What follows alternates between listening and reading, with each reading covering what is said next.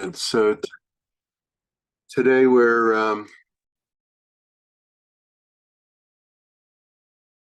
let's get this. Today we're going to discuss leadership, and if you well, maybe I should hold off for announcements because I think some people are coming late. But you know what I will do is I'll start with the attendance and call out everyone's name. Or maybe I should wait for that for a couple of minutes too, because people are coming. What did I do with the attendance sheet? 3210. Spring 23. 9 a.m. section. Okay, so let's get what's this? Here we go. So let's get started. Yeah, I've got 19 here. If they come late, I'll add them later. How about that? So today is the 3rd of April already. Looks like we're getting into spring, but it's colder now than it was in January. So you guys can hear me, right? Somebody?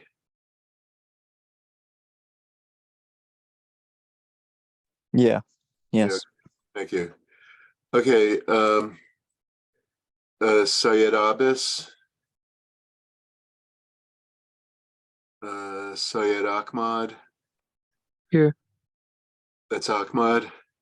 Yeah. Good morning. Morning. Here, Professor. Sorry, I didn't hear you call my names. Sorry. Okay.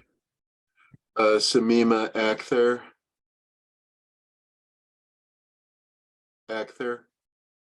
Alessandro Alessi. I'm here. Hi, Alessandro. David Batesh. Good morning, Professor. Morning, sir. Anam Bahati. Good morning, Professor. Morning.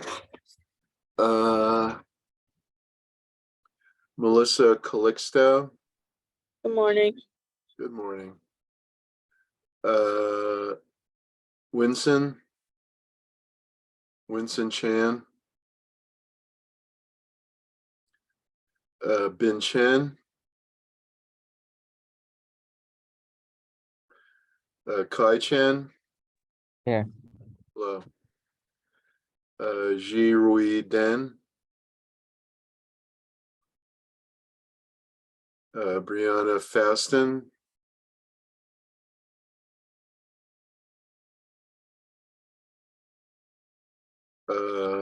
Steve Feng. Here. Hello. Jonathan Gonzalez. Here.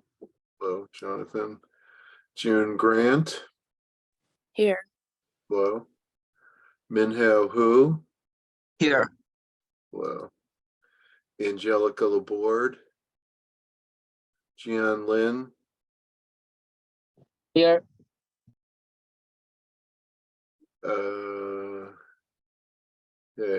Leon Liu. Here, Professor. Good morning. Morning, Leon. Elizabeth Maddox. Good morning. Good morning, Elizabeth. Rachel Mendez. Here. Hello. Demi Mullings. Cameron Nahar. Nicholas Neglia. Here. Hello, Nicholas. Aquino Olivier. Jenny Perfecto. Here. Hello, Jenny. Chanel Powell. Here. Hello. Anna Siddiqui. Good morning, Professor. Morning, Anna. Muinjin Turabov. Hello, Professor. Hi, sir. Jaron Walls. I'm here, Professor. Hi, Jaren. Yi Wen Wu. Good morning, Professor. Good morning, Yi Wen. Kristen. And Anita. Here. Hello, Anita. Okay, let me get the people that didn't answer the first time. If you're here, let me know. Alessandro. Winston. I'm here, Professor. Hello, Winston. Ben. Here. Okay. Winston is here. Ben is here. Yeah, I'm here. Okay, thank you. Jirui Den. Good morning. Good morning. Farhan Aram. Here, Professor. Good morning. Hello. Hello, Farhan. Brianna Faustin. I'm here, Professor. Hello, Brianna.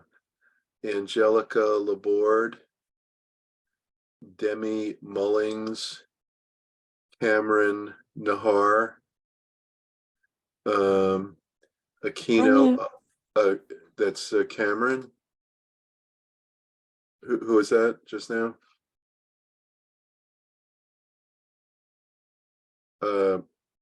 Demi Mullings. Cameron Nahar. I'm here.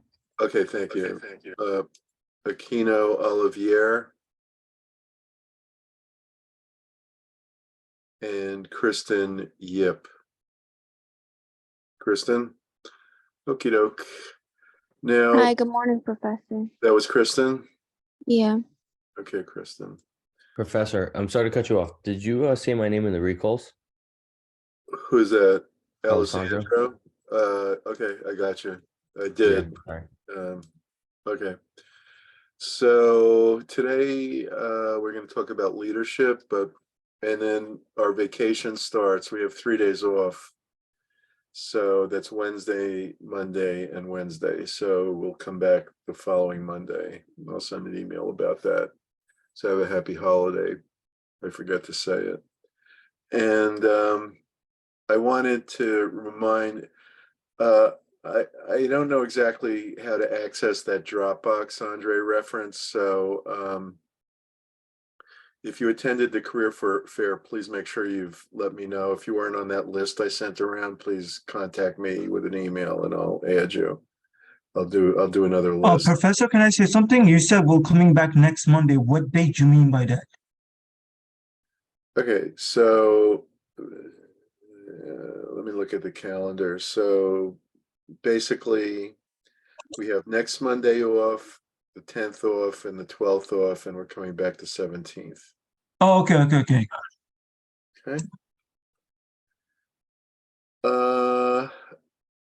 How did speaking of the career fair? All right, let me get Rochelle. Oh, she was here already. So, people who did attend, what did you think of it? It's useful to know. Also, you can share with your classmates and be honest. I mean, I have no skin in the game. I don't, if it wasn't good, let me know. If it was good, let me know.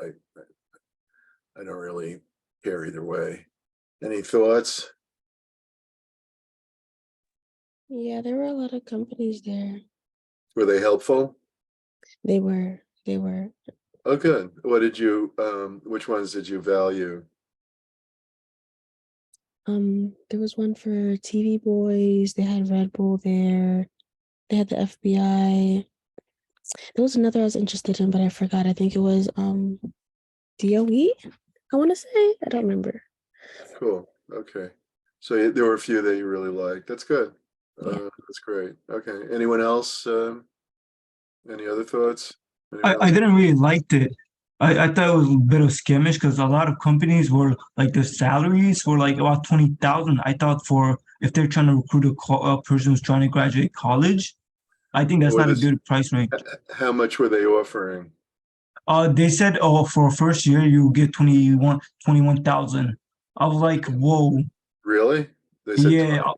Who said And I that? did I think it was like some kind of nonprofit, I see. I don't and think they're then that low. I can't believe that. yeah, and then I did the math about doing the minimum wage. You get less than minimum wage, and That could they were trying to recruit me by saying, "Oh, we give you unlimited free Metro card." be. So that's nice. You can sleep on the subway because you can't afford an apartment. So basically, um, did you talk to just one or? No, I talked to almost all of them, Uh-huh. but some of them were like a bit of weird because some of them were recruiting from college, but you have to have your driver license, and you don't really do anything college worthy. You just drive around, and then you just move equipment to another location. They were I looking don't for a think you need a driver. college degree to like move equipment. No. Well, increasingly, what what's going on? I'm not saying this is related to that, but it's not. But you reminded me of something. What's going on in the economy now with Chat GPT? What is artificial intelligence going to do to the job market? I'm asking. Moinjin, you can answer if you want, but anyone can answer. What what is Chat GPT going to do to the labor market in general? Any thoughts on that? Have you guys thought about it? It's gonna take away many jobs, Yeah, what including kind of entry job? level jobs, What, mostly. David? And I feel like including a lot of entry level jobs. Could be, could be. And what kind of jobs will replace those jobs? Or you don't think there will be? Physical labor, maybe. I don't know. Well, there'll always be a need for real, like the real world. I mean, at least in your lifetime. So basically, I don't think jobs that require physical work will be replaced. Some will, like robots will replace certain kinds of factory work and stuff, but things that involve like human interaction and Yeah. Sorry. I misunderstood the question. So like, yeah. So ChatGPT would replace things like writing and jobs that require getting information and research and stuff like that. yeah, I think there'll be. I don't think it's going to it's not going to eliminate such jobs, but it'll probably change them and maybe reduce demand a little. So Yeah. like people whose job is just to read stuff and summarize stuff, that that could be done. But I've already used Chat GPT for my wife's setting up a website for her consulting practice, and she wanted me to use Chat GPT, but it doesn't really do the job. It does like 3/4. So it does a lot of the work. It does the heavy lifting. It doesn't do the conceptualization and it doesn't do the creativity. Now, down the road, it'll get better. But there's still a lot of angles it won't think of. So you still need people. But the kind of work is probably I think it's gonna go in two directions. For one thing, you need like more human stuff because artificial intelligence isn't going to replace that. So you're going to have more customer relations and things like that. Second of all, because everyone has artificial intelligence, that's no longer doing the research is no longer a commodity. So you've got to use it for that and then be creative. So I think creative problem solving is going to become more and more important. So I think, the interpersonal skills and also physical, to the extent that work can't be done by robots. So like plumbing is too complicated for robots. So that's not going away anytime soon. So that type of work will still be around. I think any kind of interpersonal work and things that can leverage Chat GPT. I don't think creativity is going to be replaced. So I think that kind of tells you the kinds of directions you need to be thinking about. And also, like, I would recommend taking some class. I don't know what they give here in the computer area, but I would take a class in artificial intelligence. I would like start studying it and seeing how to leverage it to your advantage in the workplace. I think someone who knows how to use it well will be very marketable in many areas. So whatever it is you're interested in, you can apply it. So that's a lot to think about. And basically,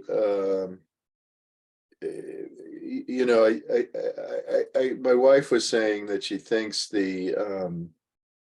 the reason for all the layoffs in the tech field recently, I don't know if you've heard about it, but there were huge layoffs last year in several of the major tech companies, and Amazon stopped work on its new headquarters. And my wife said, like, she was wondering whether that artificial intelligence was the reason.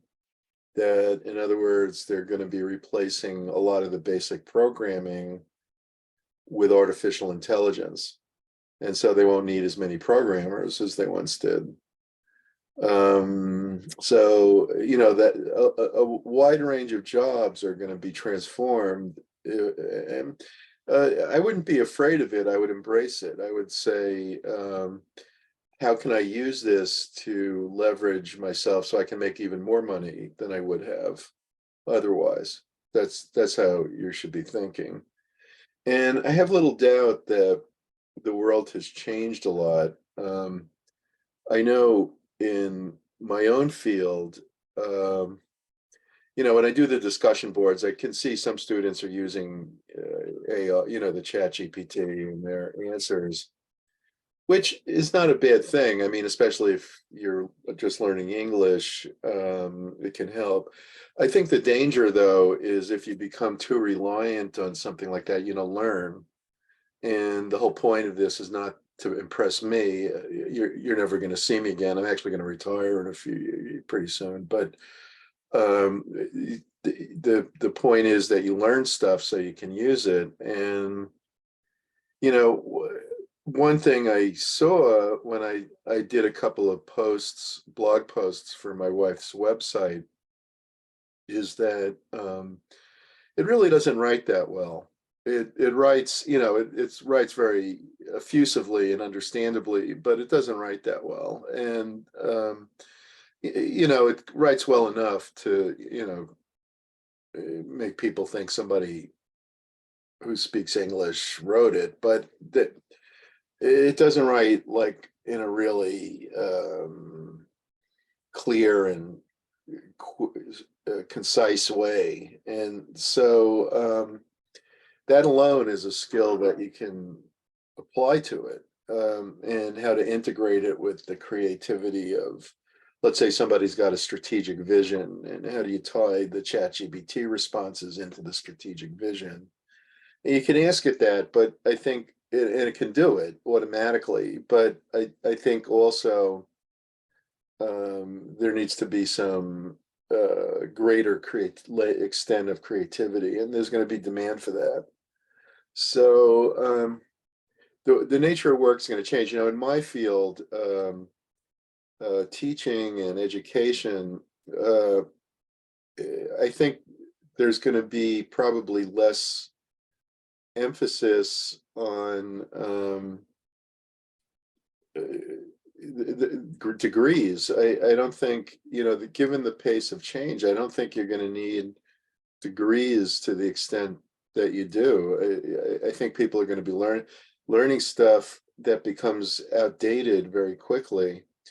And I do think, though, that what you do need is the fundamental skills. Like, you need to be able to write, you need to be able to reason mathematically, and you need to check what ChatGPT says. And most of all, you need to think for yourself and be able to critique what the solution set is that ChatGPT comes up with. there's no question that in its current form, it's biased in many ways. It only has a limited information set. And a guy did a study this year that was just published, and he asked it 15 political questions, and it all came out one way, one point of view. And so, you know, if it's biased in that way, it's probably biased in 1,000 other ways. So, or 1,000,000 other ways. So basically, firms have to think more broadly than that. And, you know, if all you're going to do is rely on that, then you kind of have put your left the competitive market. You know, you're no longer coming up with unique products. You don't have a brand. There's no differentiation. You're a commodity. And so if you're a commodity, it becomes much harder to make a profit. That's why I tell you that you need to have a career goal. You know, if you go around telling employers, oh, I'll take any job, you know, if you pay me enough, I'll go work for you, but I don't really care about what you do. If that's all you have to offer them, why would they pay you more than they pay 1,000,000 other people? But if you've spent a lot of time trying to understand a given field and have expertise in it, then of course they're going to pay you like a commodity. And a lot of students don't understand that. So basically, that's not going to change. So basically, I think you have to create some competitive advantage for yourself, and that's going to come in a number of ways. But I think two big ones, if not the two chief ones, are creative problem solving, being able to think creatively, and being able to add interpersonal elements, interpersonal skills into the mix. And those will always be in demand. That people need biologically, people need contact with other people. And people aren't going to just go into a hole and follow what a computer says. So now, of course, to the extent that they do that, and that happens, that their skills start to atrophy, and that's a cause for concern. Basically, I think the schools have not necessarily done a good job in encouraging creative problem solving, critical thinking, basic cognitive skills, writing. They have not done a good job, which to me suggests that they're replaceable. I don't think what schools are doing now can't be improved on by artificial intelligence. And you know, in my HR classes, I talk a little bit about programmed instruction. And really, I think you could probably learn to read and write better with programmed instruction coupled with an individualized coach who coaches a large number of students, and, you know, can give you some time, but doesn't concentrate on the actual teaching. They could, in fact, they could even use probably, well, I was going to say use graduate students, but I don't know about that. So anyway, today we're going to talk about leadership and the ability to influence a group toward the achievement of a vision or a set of goals. And I've tried this semester to get you guys to think about having your own vision for yourself. And so, you know, if you can do that, then that kind of suggests you can be a leader. You know, if you can create a vision for yourself, then you can be a leader. In my 3200 class, we just discussed Robert Moses, the guy that built a lot of the bridges and highways and all the beaches and all the playgrounds and a lot of the famous public buildings in New York, like the United Nations. He built the Verrazano Bridge and the Throgs Neck, the Whitestone, the Triborough, the battery tunnel. Now it's called the Cary Tunnel after a former governor, and many other things.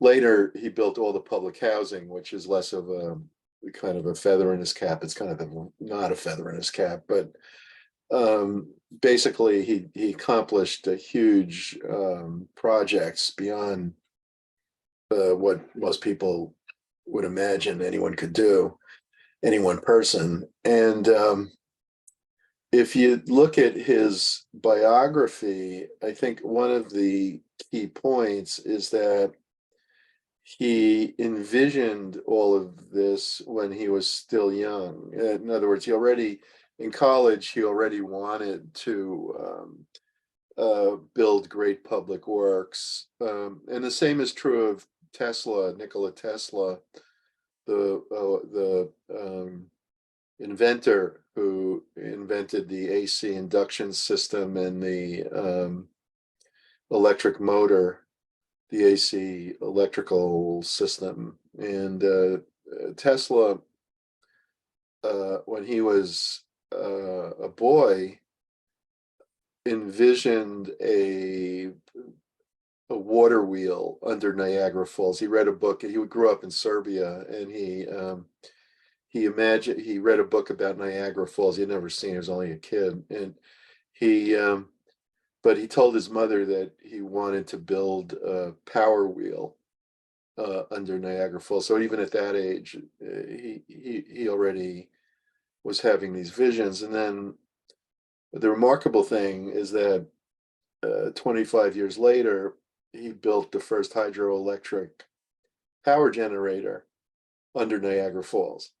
So basically, he already had, of course, a child, even a genius like him, wouldn't be able to imagine AC current that didn't exist yet, but that came to him later when he was in college. So basically, a lot of these guys have visions, and are often at early ages. And you can too. In other words, I'm not saying we're all going to be Tesla or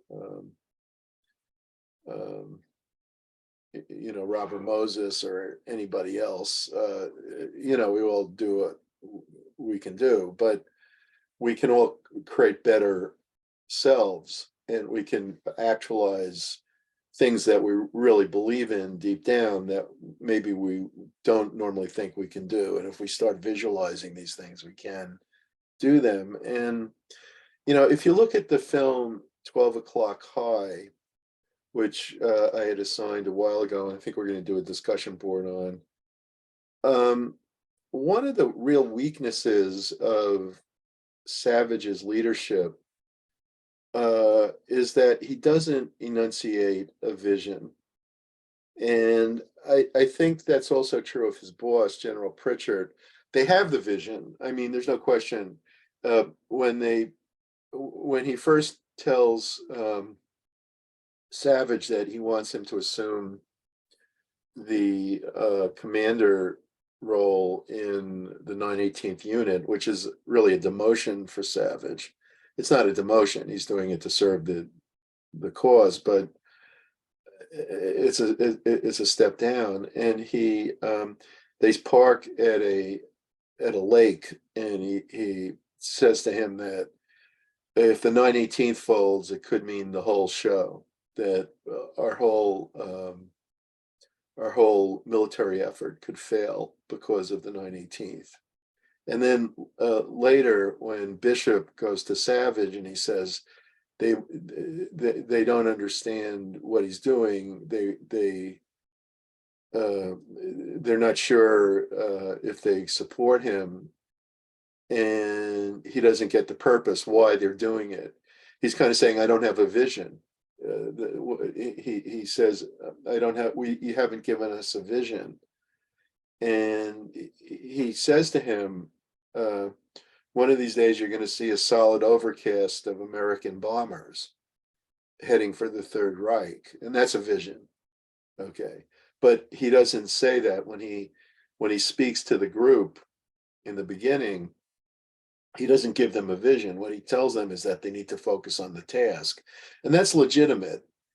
But and he's a good leader, and he's an appropriate leader because he did that. But he fails to give an overriding vision, and even a task-oriented leader like Savage needs to give an overriding vision. People need to understand why it is they're doing what they're doing.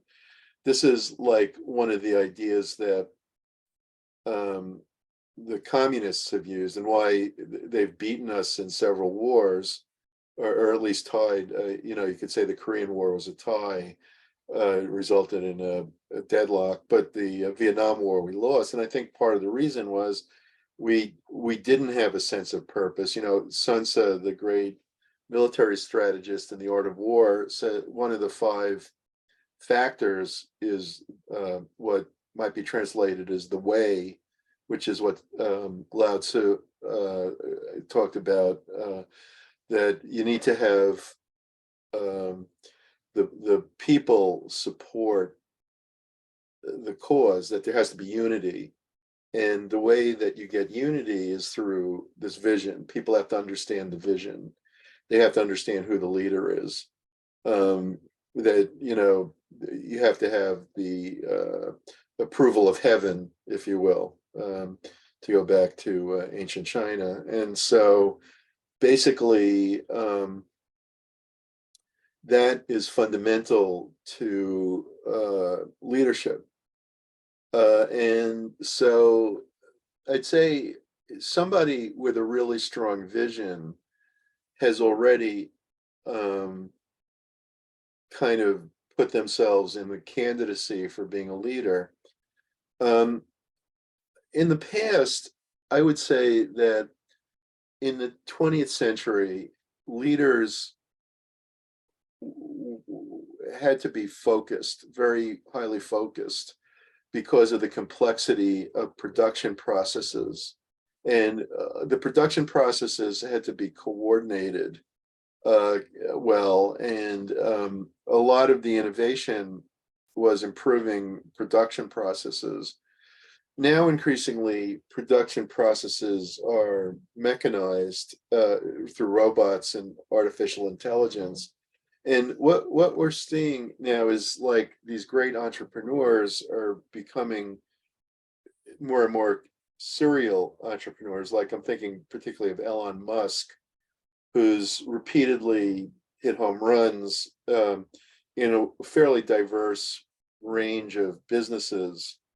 And now there's talk that his takeover of Twitter, which is controversial and political, is actually going to be his segue into banking. That he's going to turn, there was a piece in the Wall Street Journal the other day that he's planning to turn Twitter into a banking operation, which, and recall that he was the founder of PayPal. So basically he wants to do with Twitter what he was thinking of doing initially with PayPal. And so this kind of is yet another idea that he's implementing on a large scale. If you look at the 20th century, the great entrepreneurs were in one field, or even the 19th century. So you had John D. Rockefeller, oil, Andrew Carnegie, steel, these Bill Gates, Microsoft.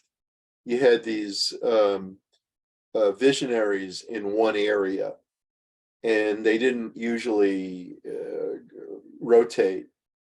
They were serial entrepreneurs, of course, but they tended to be on a smaller scale. Now, there's a lot more flexibility, and I think part of it is that technology has changed how hard it is to execute ideas. So I think the nature of leadership is changing a little bit in consonance with technology. And so the traits that are required of leaders are probably different now than they were. trait theories of leadership look at personal qualities and characteristics that differentiate leaders.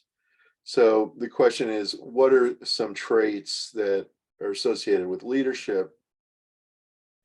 And these might include extroversion, conscientiousness, openness, boldness, assertiveness. All these things are associated with leadership. So of the big five, extroversion, conscientiousness, and openness, low neuroticism apparently isn't, and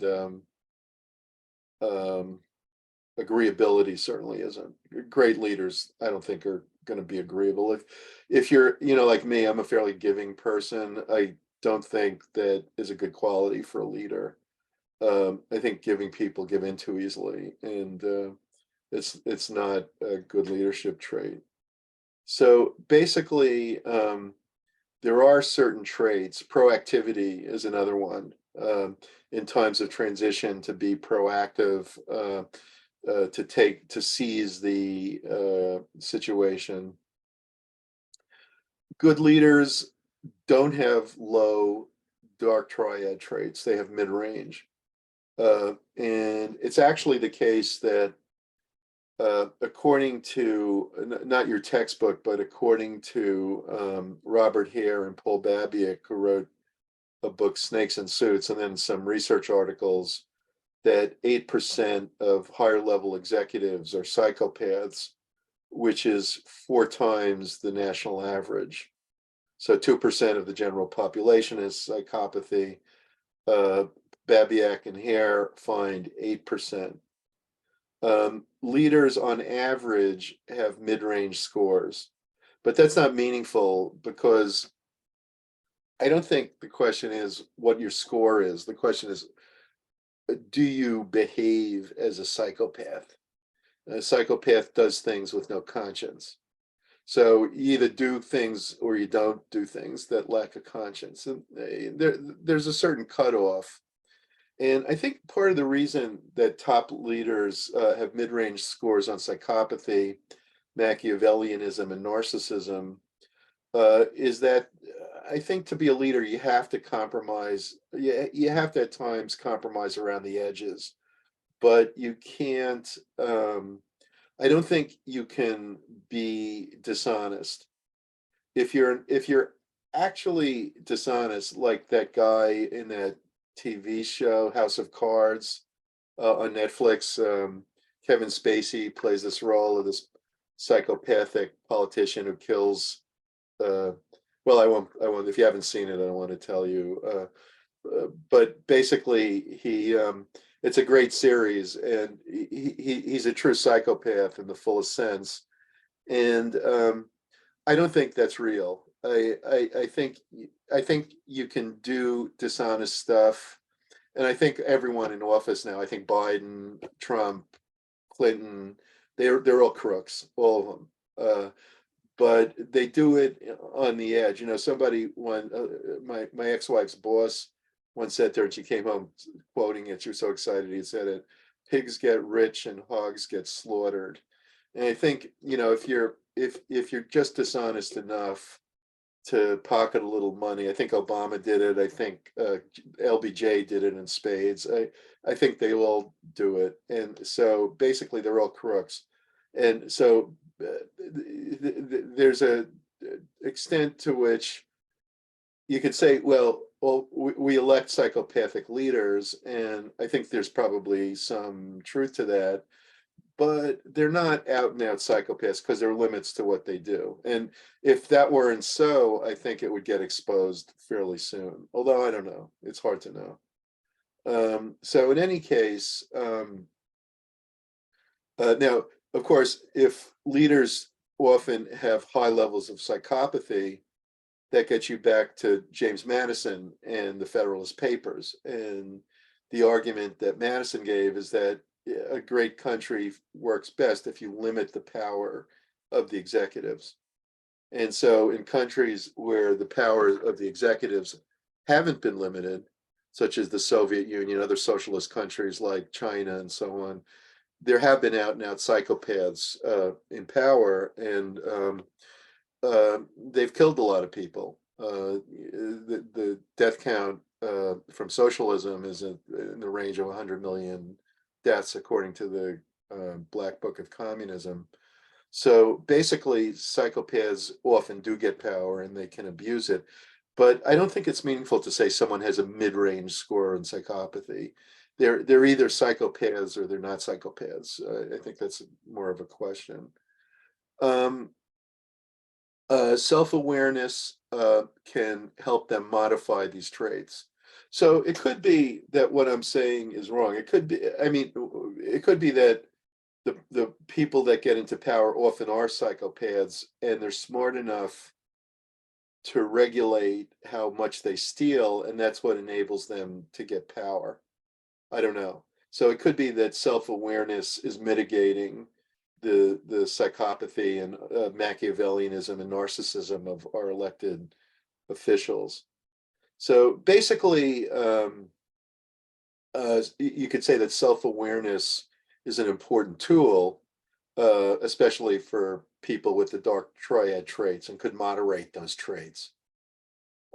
As well, emotional intelligence, especially empathy, is associated with effective leadership. And if somebody's empathetic, they're not going to be psychopaths. So basically, this thing that leaders have mid-range scores on psychopathy, that directly contradicts the claim that they have empathy. So there's something's not in sync. If you have empathy with others, now of course you could say, well, Tony Soprano had empathy with the ducks in the swimming pool, but he was a psychopath, and that's true. I mean, you know, that often happens. You know, supposedly Hitler was like a lover of animals and so on. This does occur, but basically, I think the best leaders are people who really care about their group. Excuse me. And so, emotional intelligence, specifically including empathy, is associated with effective leadership. Traits do a better job of predicting who will be a leader than they do of predicting whether a leader will be effective. Okay, and I think often whether a leader is effective or not has a lot to do with the situation. So both the situation and the leader's traits contribute. It's not just the traits. And different traits, as I say, are going to be important in different periods. So basically, behavioral theories of leadership propose that behaviors differentiate leaders and that the behaviors can be learned. And, you know, this gets us back to 12 o'clock high. Because in 12 o'clock high, you have two leaders that in the 9/18th. You have Davenport and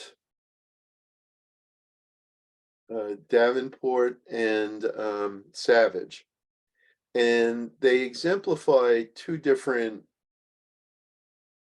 traits, two different behaviors, really, in leadership. And so these are behavioral theories, so they're behaviors. And the first is consideration. And the idea of consideration is that you care about other people. You show people consideration. You care emotionally about your group. And that, of course, was Davenport. And he cared about them. And he was then replaced by Savage, who focused on initiating structure. The idea of initiating structure is the leader defines and structures the roles of the followers, and he facilitates goal attainment by providing structuring. And that includes training. Remember, he says practice. We need practice. It includes behavior that attempts to organize work. He reassigns roommates, work relationships, and goals. He makes clear that they should focus on their tasks. the leaders assign tasks, set standards, and emphasize deadlines. And he did a lot of that kind of thing. So basically, you have two sharply different kinds of leaders. The consideration leader, who focuses on relationships, trust, respects the employees, cares about their feelings. And you have the initiating structure type leader, who focuses on deadlines, structures, roles, goal attainment. And basically, the guy who talked about how these different sets of behaviors affect the leadership role, was a guy named Fred Fiedler. Let me just check the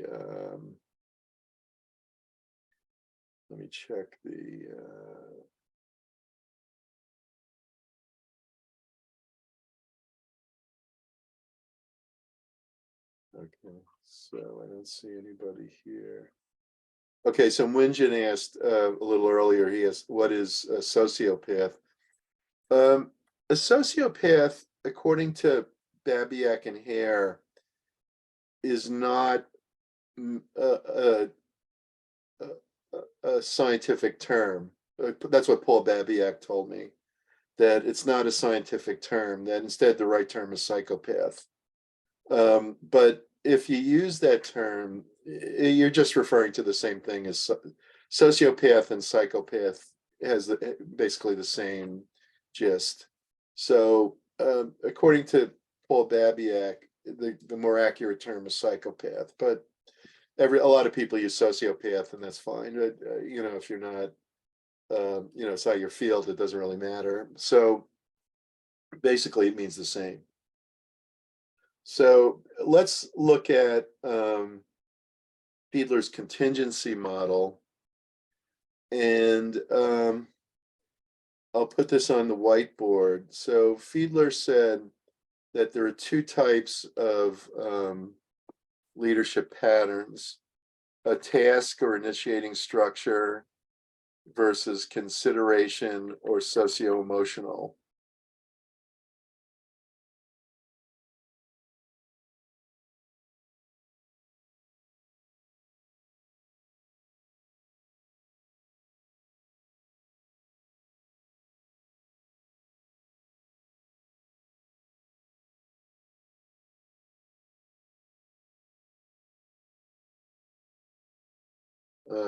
So task would be initiating structure versus socio-emotional. And Fiedler said that which one works better is contingent, or it depends on the situation.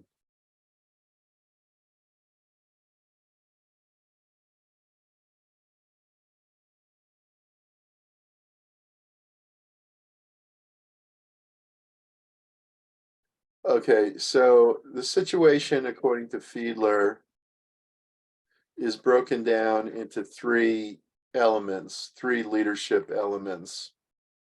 And these are, number one,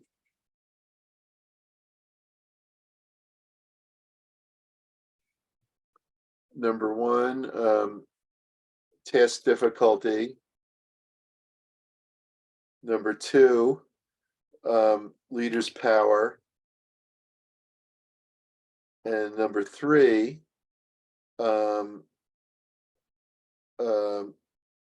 leader-member relations. Okay, so basically, the question then is,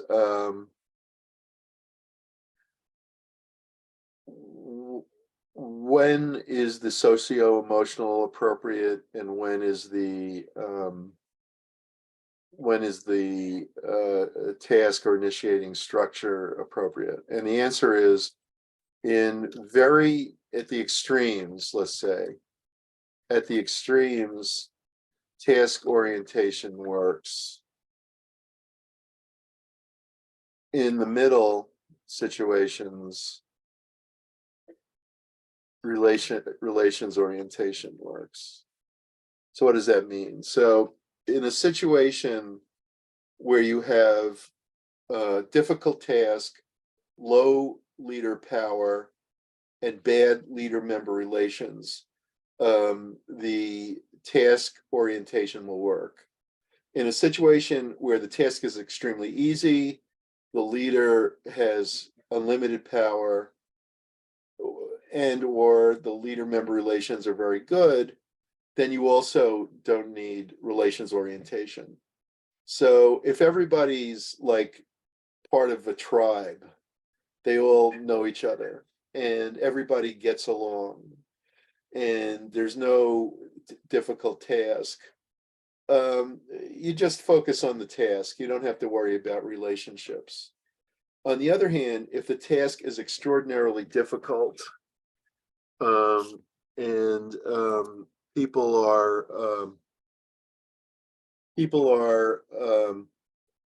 struggling to get the job done and they don't know how to do it, and so on, then if the leader lacks power and if the leader member relations are bad, then task orientation also works better, because if everything is so dismal, then the leader has to just assert authority and say, you got to get this done. We don't have time to play footsie. We gotta get things done. So basically,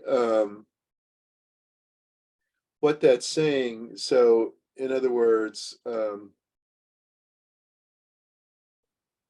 so if you look at a graph where you have task difficulty on one axis, so you have task difficulty, and you have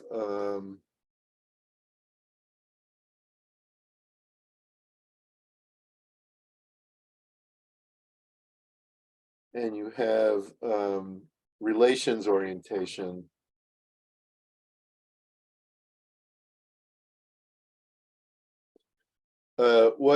What Fiedler predicts is that it's going to be optimal. So this is like a chart of optimal behavior here.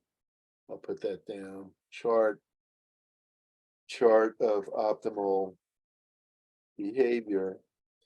And so what I did this, I put them on the wrong axis. So basically, this is wrong. So, well, I could do it this way. I'll just do the parabola the other way. So basically you need a parabola. So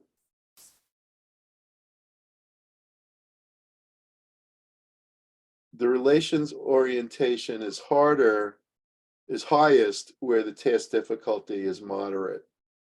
Where it's mid-range task difficulty, you need the most relations orientation, and where the task is least difficult or most difficult, you need the task orientation. And the reason this makes sense is that all leaders have to get the task done. That's true of relations-oriented leaders as well as task-oriented leaders. The difference is that relations-oriented leaders bring to the table relationship building. So that's like an added thing. I mean, if they're not getting the task done, then they have to be removed, as Davenport was. So basically, good relations-oriented leaders will get the task done and will develop relationships.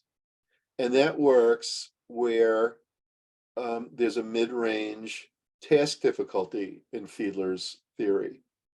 And so basically what was going on in 12 o'clock high was that Davenport was a great leader for situations of moderate difficulty. So if we're winning and it's clear what needs to be done and it's not a difficult task, then Davenport is your guy. But if we're losing and the task is very difficult and they don't understand what to do, then Savage is your guy. Okay, so, and the reason is that he's he's a task-oriented guy and he's at the extreme. Now, it turned out he wasn't really that much of a task-oriented guy, and Fiedler predicts that if you're not in the role you feel comfortable in, you'll fail.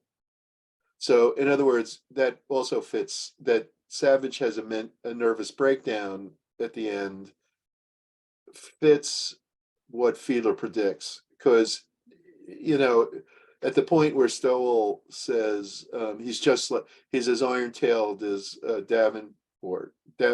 He's not. He's the only difference is one is taller, and so basically, he really wasn't that task-oriented. He did care, and so in the end, he collapses out of exhaustion. He was out of his true self. And the other thing, I'm sorry, is that I think I covered what I wanted to say. So basically, I think 12 O'Clock High is a great illustration of Fiedler. One other thing. I did have one other thing. And the one other thing is that one of the things that Fiedler mentions in his book is that the way you tell whether you are a task-oriented or a relations-oriented leader is to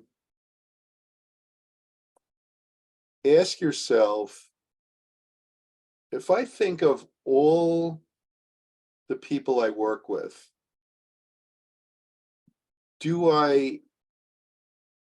if I think of the one I like the least preferred coworker, the coworker I like the least, do I like that person? Okay, if you like everybody, then you're relations oriented, according to Fiedler. If you dislike at least one person, then you're task oriented. That's what Fiedler claims. Okay, now there are many other theories of leadership, and your book goes into lots, and they're somewhat on the dry side, but we'll go over them. You know, it's part of the course. And so basically, one of the theories is Hersey and Blanchard's situational leadership theory, which is a contingency theory, and it suggests that the appropriate leadership style depends on followers' readiness. So, you know, if you want to apply it to 12 O'Clock High, you can ask yourself, what situation is best describes the situation at 12 O'Clock High? So they talk about 4 situations. The followers are willing but not competent. The followers are competent but not committed. The followers are competent but variably committed, and the followers are both competent and committed. Now, if they weren't competent, he would have had a lot harder time. I think they were competent in 12 O'Clock High. They needed maybe a little extra training, a little kind of reassurance, but they knew how to fly. They knew basically what to do. So I think they were competent but not committed. All right. And so he had to make them committed. And what Hershey and Blanchard say is that when a group is competent but not committed, that you should use a selling approach, that you should coach them and convince them. Now, I'm not sure that what Savage did was selling. I think it was selling, but it was like a kind of an indirect kind of selling. He felt that he had to show them that they could accomplish missions effectively. And once he did that, they would become more committed. And I think that's selling. So I think you could argue that Savage use the right strategy in trying to convince them that they could do the job. Now, what Hersey and Blanchard say is that if the followers are not competent but willing to learn, that you need to direct them and carefully supervise them to train them to learn, on-the-job training. If they're competent but not committed, then you sell and you coach. If they're competent but variably committed, then you want to support. Okay. And if they are competent and committed, then all you have to do is delegate. And so I think you can see, like, if you look at these models, they kind of apply to the Fiedler model too. So, like, if you delegate to others because they're so willing, you don't need to worry about being nice to them. If you have to tell them and direct them, you also don't have to worry that much about being nice to them. But if you're selling and participating, then it becomes more of an interpersonal question. And the thing is that in 12 o'clock high, Savage was faced with an incredibly difficult task. And so the situation wasn't favorable, and he had to take a tough attitude.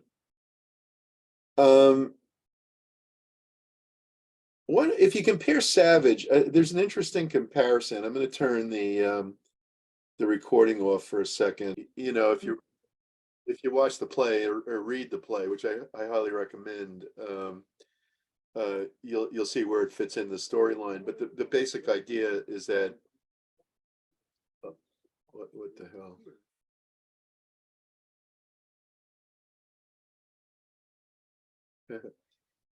Okay, so basically what he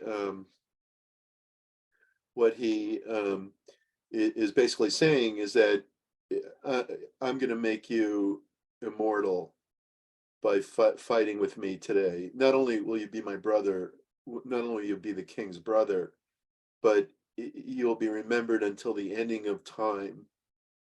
And basically, what his aim is to energize and to support and to provide a vision. And so this is the kind of thing that you would see where followers are competent but variably committed.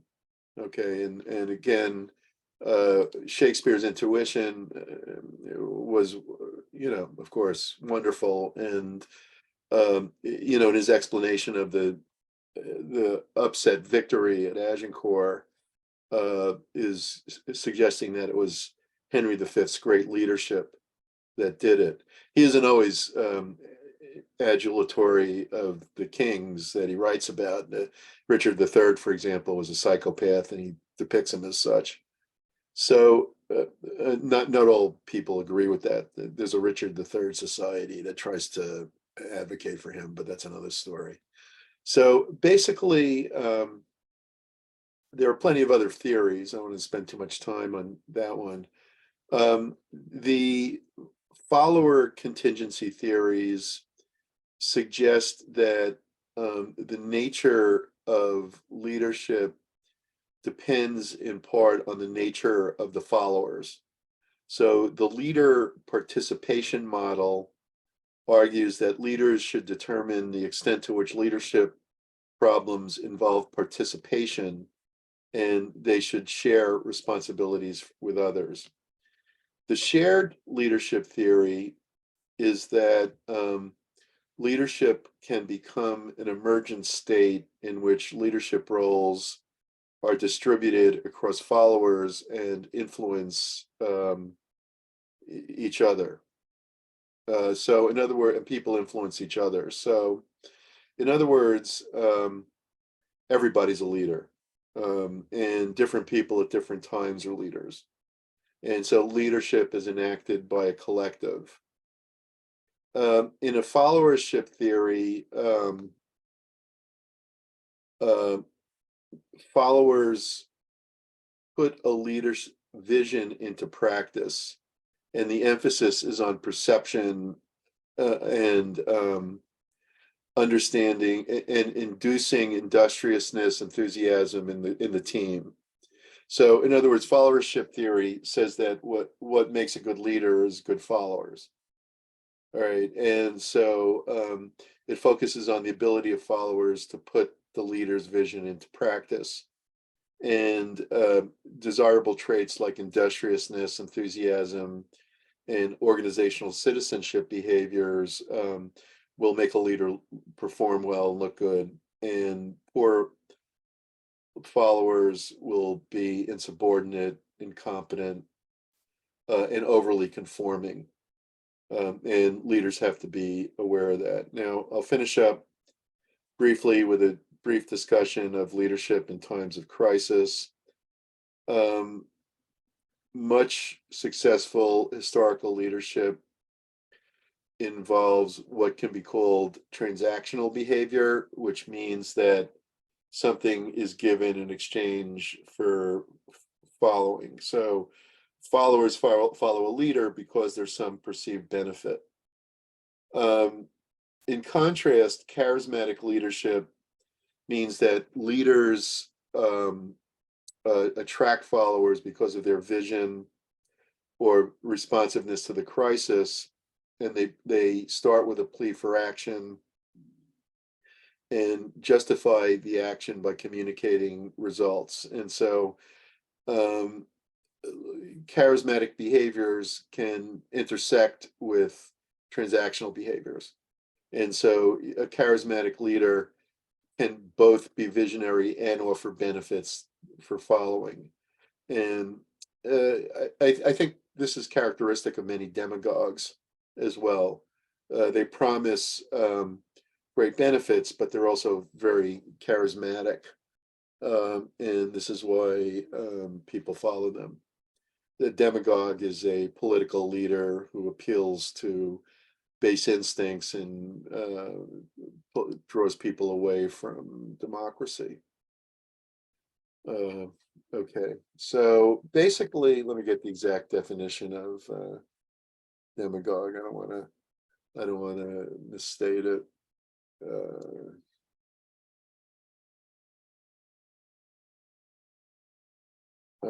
The exact definition is a political leader who seeks support by appealing to prejudices rather than using rational argument. So I'd say that's probably most American politicians.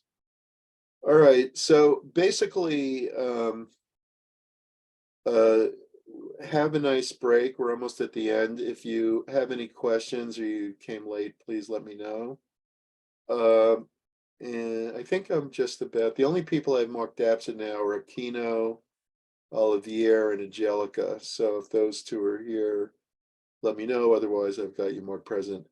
If you attended the career fair and you weren't on that list I sent around, please send me an email. Have a nice break, and I will see you in 2 weeks, I guess.